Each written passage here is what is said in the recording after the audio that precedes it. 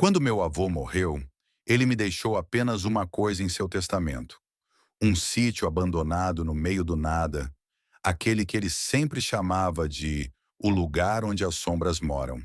Eu nunca tinha ido lá. Na verdade, ninguém da família ia. Era um segredo sujo, um lugar que todos evitavam falar sobre. Mas agora, com as dívidas me afogando e sem nada a perder, decidi que era hora de enfrentar o tal sítio assombrado. A estrada para chegar lá já era um pesadelo. A mata fechada engolia o carro e os galhos batiam nas janelas como dedos ossudos tentando entrar. Quando finalmente cheguei, o sol já estava se pondo, pintando o céu de vermelho sangue. O sítio era pior do que eu imaginava. A casa principal, de madeira podre, estava torta, como se algo gigantesco tivesse tentado arrancá-la do chão e desistido no meio do caminho. O celeiro ao lado parecia respirar. Sim, respirar, com as tábuas rangendo em um ritmo estranho, como se algo vivo estivesse preso lá dentro. Mas o pior não era a casa, era o pé. No meio do terreiro, enterrado até o tornozelo na terra seca, havia um pé humano. Não um osso, não um resto decomposto. Um pé fresco, como se alguém tivesse sido puxado para baixo da terra há poucos minutos. A pele estava pálida, os dedos levemente retorcidos e, Deus me ajude, ele se mexeu quando eu passei perto. Corri para dentro da casa, trancando a porta atrás de mim. O interior era pior. Fotografias antigas cobriam as paredes, todas com os rostos riscados, exceto por um detalhe. Em cada uma delas, no canto, havia um vulto, sempre o mesmo, sempre observando. E no centro da sala, uma mesa posta para alguém, com comida fresca e um prato sujo, como se uma refeição tivesse sido interrompida bruscamente. Foi quando ouvi o primeiro barulho. Alguém ou algo estava andando no andar de cima. Passos pesados, muito pesados. E então, uma voz. A voz do meu avô, morto há 3 meses, veio do escuro. Você devia ter ficado longe, neto. Era só o começo. O coração acelerado, subia as escadas rangentes, cada passo ecoando como um trovão na casa silenciosa. A voz do meu avô continuava a me chamar, sussurrando meu nome de um jeito que fazia meus ossos tremerem. Neto, venha ver o que eu escondi. O corredor no andar de cima estava escuro, as paredes cobertas por um papel de parede, desbotado com padrões de flores, que pareciam se torcer quando eu passava. No final do corredor, uma porta entreaberta vazava um cheiro doce e podre, como carne estragada misturada com mel. Era o quarto do meu avô. Dentro, a cama estava arrumada, as roupas ainda dobradas no armário, como se ele tivesse saído apenas por um instante. Mas no chão, em frente ao espelho embaçado, havia uma mancha escura, sangue seco, e no centro da mancha, uma chave enferrujada. A voz do meu avô veio novamente, mas agora vinha debaixo de mim. O porão, neto! Você precisa ver o porão. Voltei para o térreo, minhas mãos suando enquanto segurava a chave. A porta do porão ficava na cozinha, escondida atrás de um armário que rangia quando eu o empurrei. A fechadura estava coberta de teias de aranha, mas a chave se encaixou perfeitamente. Quando abri a porta, uma rajada de ar gelado subiu, carregando um sussurro. Finalmente. Desci os degraus de madeira podre, a lanterna do meu celular iluminando apenas alguns centímetros à frente. O porão era maior do que deveria ser. Túneis se estendiam para todas as direções, como se a casa estivesse construída sobre um labirinto. E então vi eles. Dezenas de frascos de vidro alinhados em prateleiras mofadas. Dentro de cada um, flutuando em líquido amarelado, pedaços de pessoas. Dedos, olhos, pedaços de rosto ainda com expressões de terror congeladas. No centro do porão, uma cadeira de madeira com correias de couro, e sentado nela meu avô. Seu corpo estava preservado, os olhos abertos e vidrados, as mãos amarradas. Mas o que me fez gritar foi o que estava escrito em sua testa, com uma substância escura. Ele tentou fugir. Foi quando ouvi os barulhos. Scrish, scrish, scrish. Algo estava se arrastando pelos túneis. Algo que ria com a voz do meu avô. O barulho vinha de todos os lados agora. Scrish, scrish, scrish. Como unhas arrastando na madeira podre. A lanterna do celular piscou, ameaçando se apagar, e eu recuei em direção à escada. Foi então que vi. Os frascos estavam se mexendo. O líquido dentro deles borbulhava, e os pedaços de carne começaram a vibrar, como se algo os estivesse chamando. O corpo do meu avô na cadeira sacudiu violentamente, sua boca se abrindo num grito silencioso. Você não devia ter vindo. A voz saiu da escuridão, mas não era mais a do meu avô. Era áspera, gutural, como se várias pessoas falassem ao mesmo tempo. Um vulto surgiu da entrada de um dos túneis. Alto, magro demais, seus membros longos demais para ser humano. Ele se movia de quatro, como um inseto, a cabeça inclinada num ângulo impossível. Quando a lanterna iluminou seu rosto, meu estômago embrulhou. Era meu avô, mas ao mesmo tempo não era. Sua pele estava pálida e esticada, os lábios retraídos em um sorriso que mostrava dentes afiados. Seus olhos... Deus, seus olhos eram completamente negros. Eu guardei ele para você, a coisa sussurrou, apontando para o cadáver na cadeira. Trouxe todos eles para você. Sua família... Ela fez um gesto para os frascos, e eu entendi com um choque de horror. Aqueles não eram estranhos. Eram tios, primos, tias que haviam desaparecido ao longo dos anos. Todos que tinham vindo ao sítio. A criatura se arrastou mais perto, seu pescoço esticando como borracha. Você é o último. O sangue dele ainda está quente. Foi quando percebi.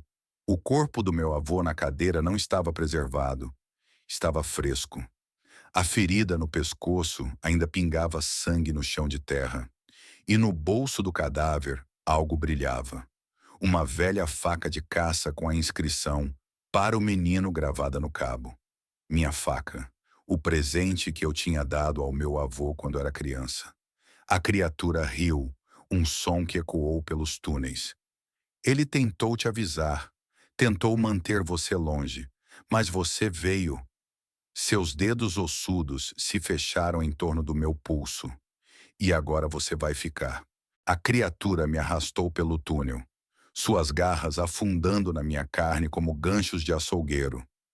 O cheiro de sangue fresco e terra úmida enchia meus pulmões. E no escuro, eu podia ouvir coisas se movendo, sussurros em vozes familiares, risadas que conhecia desde a infância. O túnel desembocou numa câmara circular, onde o chão estava coberto por ossos dispostos em padrões estranhos. No centro, uma árvore morta brotava do solo, suas raízes expostas formando algo que parecia um altar. Finalmente, a criatura rosnou, jogando-me contra a árvore. O último sangue da linhagem. Foi quando vi os retratos. 12 fotos de família em preto e branco, todas manchadas de sangue seco. Na mais antiga, reconheci meu bisavô segurando a mesma faca que agora pesava no meu bolso. Mas algo estava errado. Na foto, ele estava sorrindo ao lado da criatura, como velhos amigos. A verdade me atingiu como um soco no estômago. Nós nunca fomos as vítimas. Nós éramos os guardiões. A criatura curvou-se sobre mim, seu hálito fedendo a carne podre. Seu bisavô fez um pacto. Ele me deu fome, e eu dei a ele prosperidade. Suas garras traçaram linhas no meu peito.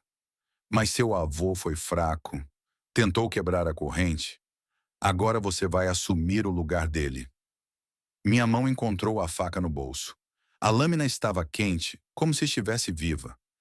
Lembrei das palavras do meu avô na última vez que o vi. Alguns segredos são melhores deixados no escuro. Agora eu entendia. E entendia também o que tinha que fazer. A faca queimava em minha mão, não com calor, mas com memórias. De repente eu via tudo.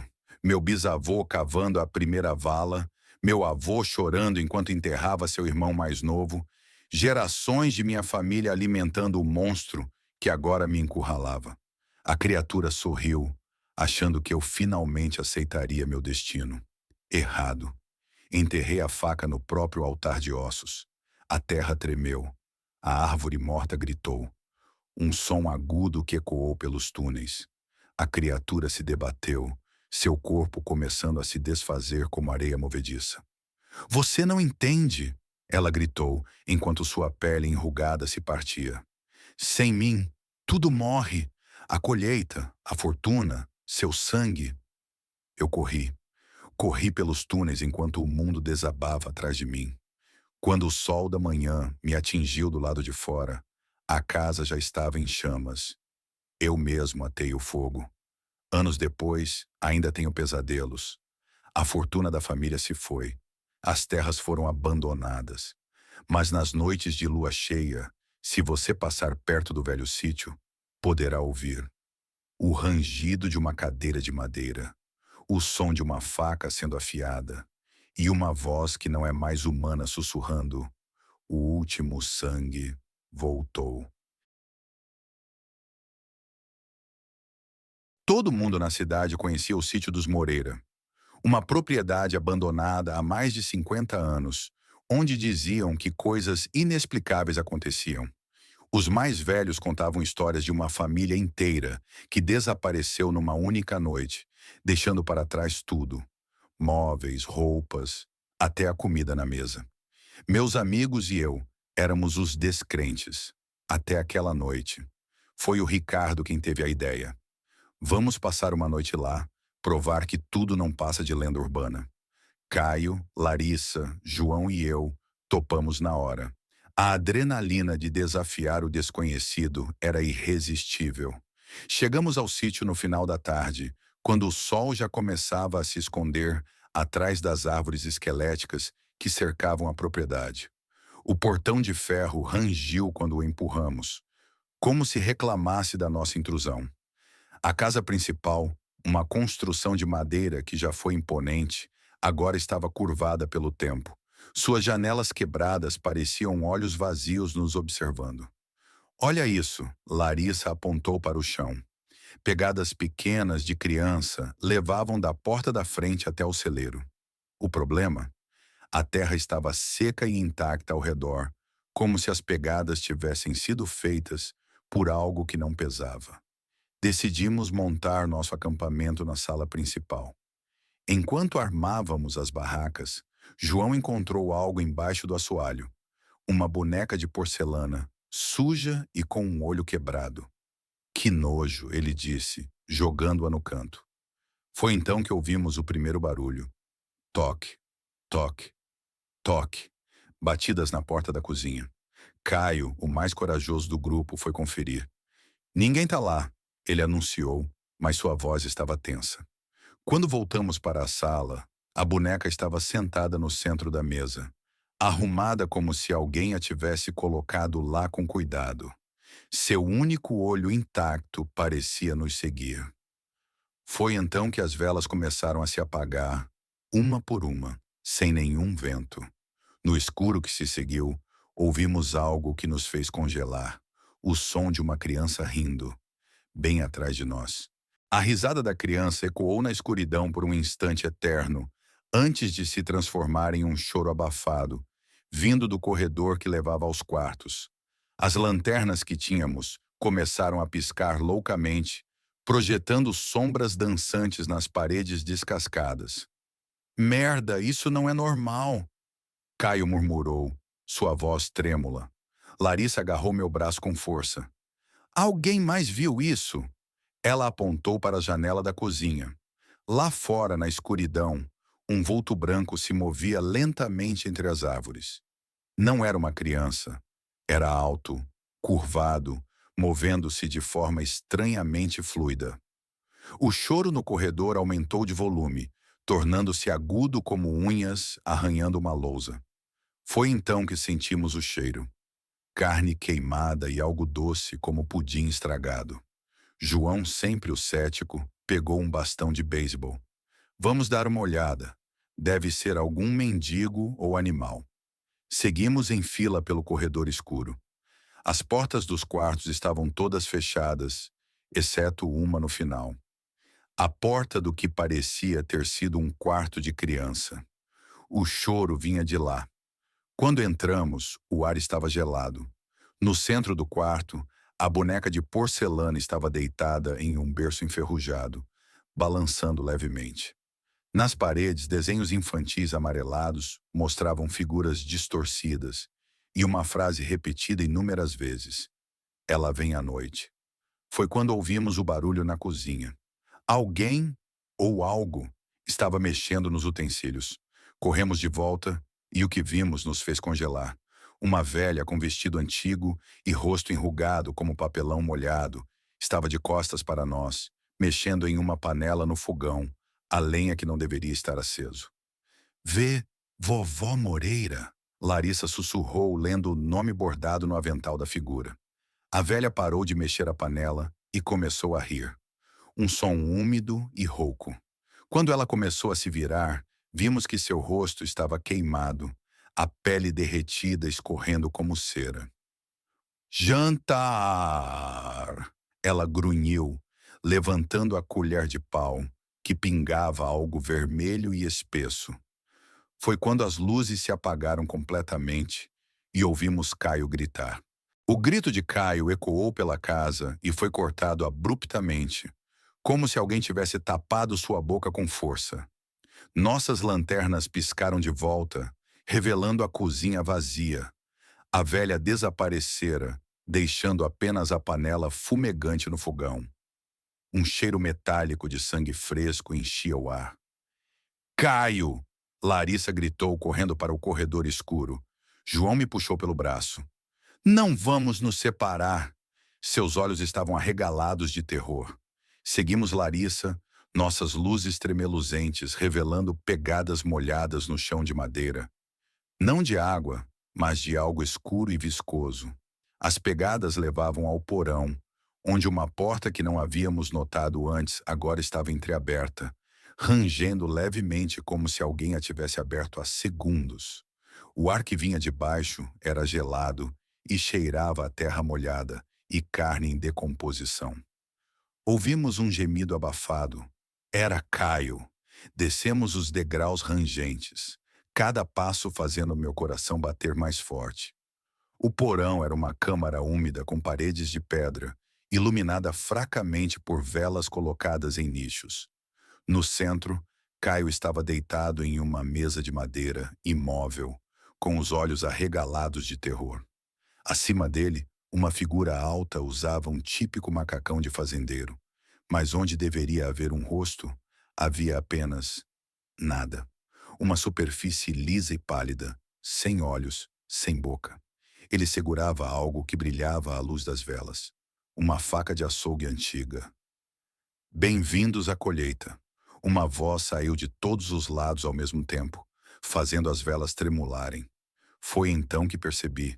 As paredes não eram de pedra. Eram pilhas de ossos cuidadosamente organizados, alguns tão pequenos que só podiam ser de crianças. O fazendeiro sem rosto ergueu a faca sobre Caio. Larissa soltou um grito e pulou na direção dele, mas foi arremessada para trás por uma força invisível. João e eu tropeçamos para trás, direto para os degraus quando ouvimos o primeiro corte.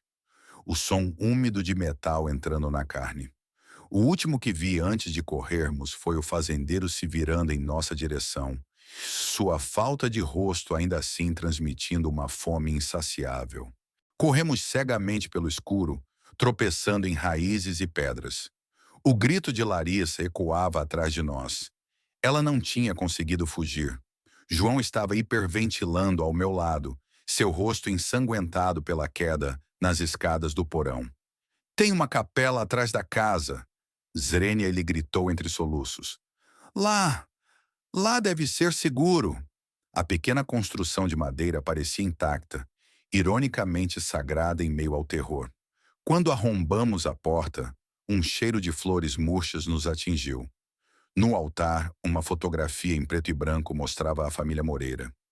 Pai, mãe e 3 crianças, todos com expressões vazias. Foi então que vi os nomes esculpidos nos bancos de madeira. Elias, 12 anos, Marina, 8 anos, Daniel, 5 anos. As crianças da foto. João, tremendo, apontou para o altar. Olha, olha o que está escrito. Nas tábuas do assoalho, manchadas de algo escuro, estava gravado: o preço da colheita é pago com sangue novo, um por geração. O ar esfriou subitamente. As portas da capela bateram sozinhas, nos trancando dentro. E então, um sussurro veio de todos os lados ao mesmo tempo. Vocês são o sacrifício deste ano. As velas se acenderam sozinhas, revelando que não estávamos sozinhos. No banco da frente, 3 figuras pequenas se viraram para nós. As crianças Moreira. Seus rostos estavam inchados e pálidos, mas seus sorrisos eram largos demais. Brinca com a gente? A menorzinha perguntou, sua cabeça inclinando-se num ângulo impossível.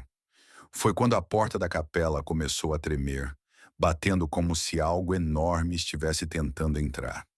O fazendeiro sem rosto tinha nos encontrado.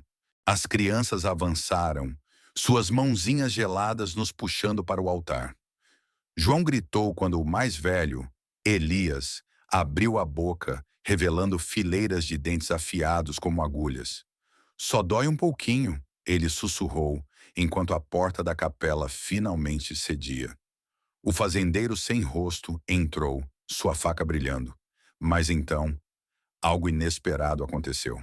A velha Moreira apareceu atrás dele, seu rosto queimado, torcido em fúria.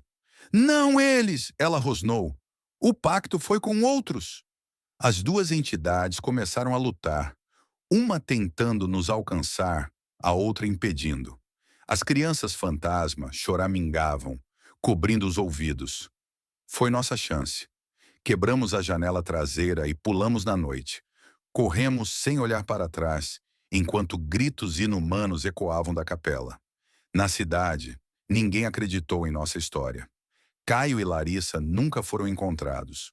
Mas na última lua cheia, recebi um pacote sem remetente. Dentro, a boneca de porcelana, agora com os olhos de Larissa, e uma nota em letras infantis. Vocês escaparam, mas a próxima colheita está chegando.